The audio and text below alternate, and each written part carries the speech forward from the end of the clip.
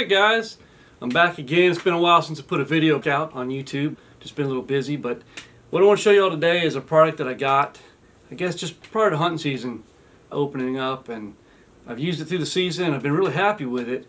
And basically it's some Cuddeback deer cans, but it's not the Cuddeback deer can I want to talk about. It's the Cuddlink feature which they've put out, which really got me excited and why I ended up picking these cameras. I had a need this year where I was setting some beaver traps and I was a little concerned about somebody messing with my traps, so I wanted a camera that was going to be, I wanted a black light for it, so it was totally dark when the flash went off, number one. Number two, I also wanted to be able to check this camera remotely.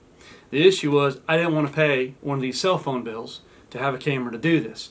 So when I did my research, I came across the Cuddlink feature in some of the Cuddeback cameras, and basically what they have built is a proprietary wireless network between their cameras. And basically what you can do is you set up your cameras in the field and the cameras communicate back and forth with each other, and you only have to go to one camera to check that, to check all the pictures on all your cameras, which I think is really cool. So I don't have to go all the way in to the deep part where these traps were for the beavers to check the cameras to see what's going on, make sure nothing's been messed with and all that. I've got a couple different models here. This is the Cuddeback Cuddelink long range IR camera. And these things are pretty sturdy cameras. I've never had a Cuddeback until I've got these. I've heard about them for years, read about them. Fast trigger lock time, quarter seconds, what they say. I've had them running all season. It's now turkey season, to be honest with you. I've had them at the beginning of deer season when I set these up, but I pulled these down to move them around for turkey season now. Here's another model that I have. This is the one that's it's got a dual IR on it, so part of it's just a black flash, so there's no lights. So you know, a lot of the IR cameras, when you walk up to them in the dark, you're going to have a red light coming up, or you'll see the red glow. Now it's different than a flash going off, and quite honestly, I've been using deer cams since the days of, you know, loading 6 or 8 D batteries in them, and with rolls of film, and you might have got through 24 pictures in the cold time on that camera and hope you got something, and with the bright flash, and sometimes the deer didn't mind the big white flash going off, and other times you can see them, they're just totally spooked when the flash goes off. But so I do like the IR stuff, but I wanted a black flash because I didn't want this camera to be detected if anybody was down there at night around my beaver traps and seeing a red light go off. So this is a black flash and it's an IR flash, so it'll do either. And that's why I got this one, because ultimately when I move it from that spot, I want it to go back to just IR, because the IR does give you a longer reach at nighttime for your cameras. This is the dual flash model, and what's on here is what's called the Cuddlink cap. And so when I bought it, it was 2 pieces. It was the dual flash camera as well as the Cuddlink cap, which you basically put on here, and this, you know, gives you the antenna for your wireless signaling. You do have to do a firmware upgrade on some of these units to get this function to work. And then I got a third one, which is also the Cuddlink extended IR, which is just like the first one I showed you. Now, basically, the picture quality is, you know, just like any other camera. You know, most current cameras, rather. I think it was 20 meg on some of these cameras. And I'm not really going to get into the details of all the specs on the cameras, because you can go to the website and check that out and look at them. But what was really cool is I set these things up, and I was really questionable because I do IT work. I deal with wireless deployments a lot, and I know that you need line of sight in this kind of business for most things. But they advertise this is through the woods.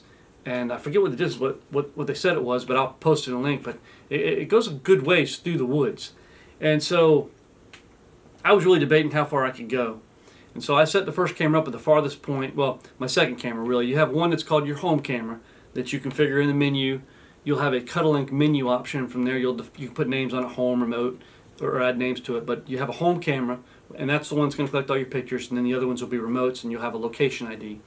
I set the far one up, and then I came back and put the home camera, which right alongside of a creek and a roadbed. The deer cross there, but more importantly, I cross it all the time in a golf cart or four-wheeler, just walking, and I can just jump off really easy and check the camera there without having to go all the way to the back end.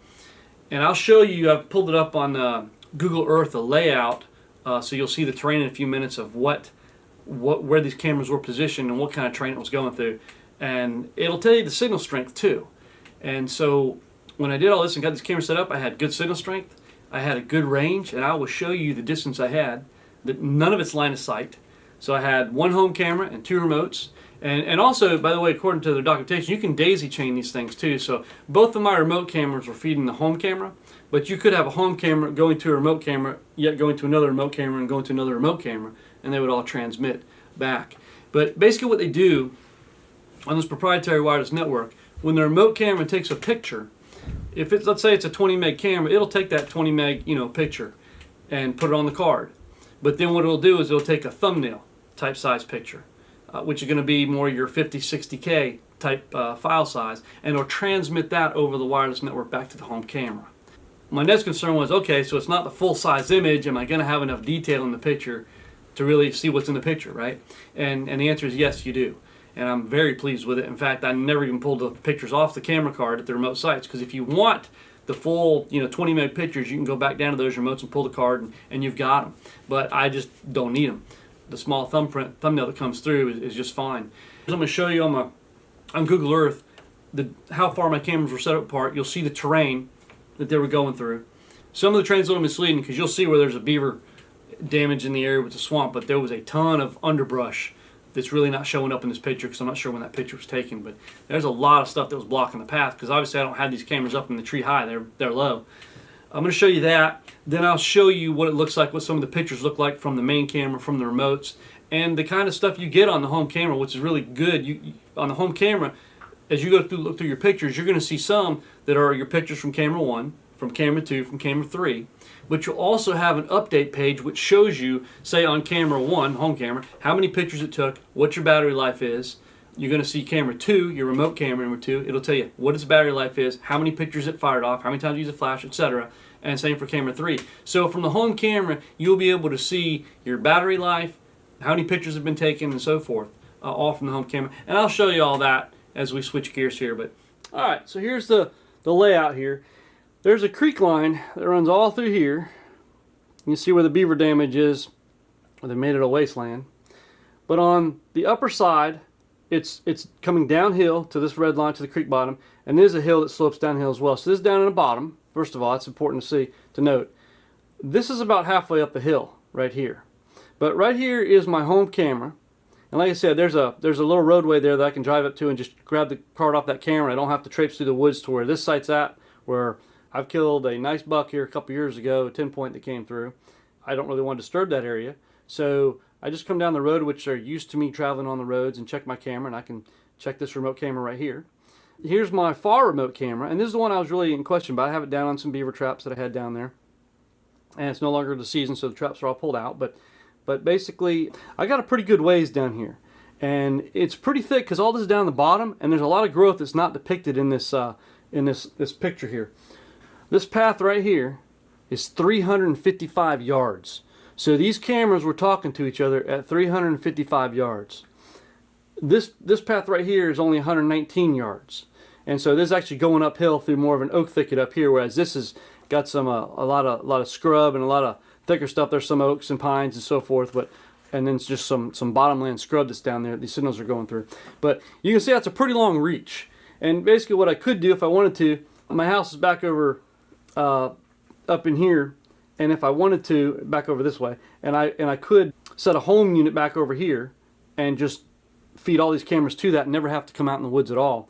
Basically, I like my setup right now, and if I expand, which I probably will, I really like the system. I'll probably put some more cameras up in this area, and I got a food plot up here. I'll probably put one on.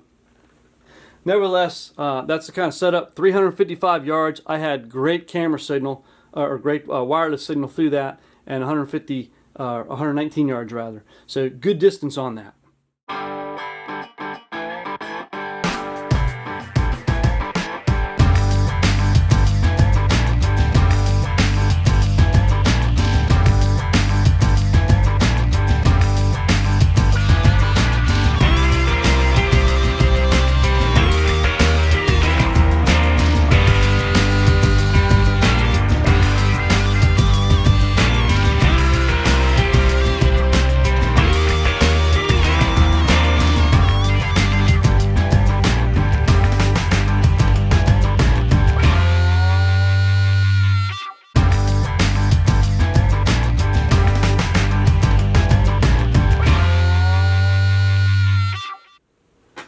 man, so overall, if you have an application where you just want to check one camera, this is a great solution for you. I'm happy with it. There is another option where and I'm not sure if it's released yet, I hadn't looked yet, but when I was doing the research, they said it was going to be, I think, first or second quarter of this year, where they were going to have a module that was cheaper, that was not a camera. It was going to look similar to this, but it was not a camera. It was just a home unit.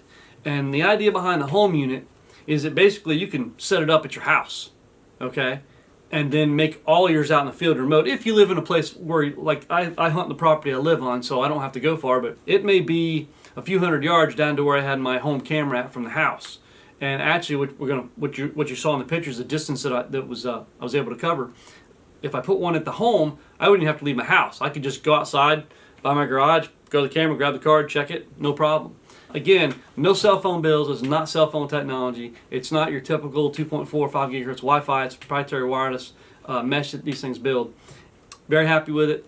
And if you have a purpose for that, need that, that's how they work. So hope you enjoyed the video. If you like it, give me a thumbs up. Please subscribe. Trying to build my subscriber base up, and going to start doing some more of these reviews on outdoor gear that I use, and give you straight up honest reviews on them. So hope you enjoyed it. Take care.